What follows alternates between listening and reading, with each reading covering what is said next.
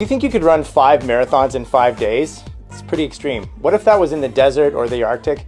There's actually people that do this around the world, and I had the honor of working with one of these athletes. Really intense protocol, and I just want to break it down for you. So let's do some crazy sports nutrition. So step one, this man is mid-30s, 6'2", 195 pounds. We've got to get the weight down and try to get him to get as low as possible. So we got him to lose about 10 pounds in about 2 months. So that was sort of his like race weight. Then with his running coach, we organized like a training taper. You can't just like be running hard. You got to take like actually a couple weeks and like run a little bit less. Nutrition, calories have to come down again, and then a couple days before the race there's something called carb-loading, so actually eat more carbs, but those carbs like pretty much disappear after like the first day, but it still helps. Then yes, we're in the desert, so there's like this crazy hydration protocol. There's some subjective things there, so we use urination as like a clinical guide to how hydrated the athlete is. After a couple hours there's like electrolytes, because when we're sweating we're losing like electrolytes, so there's that. And then there's lots of carbs.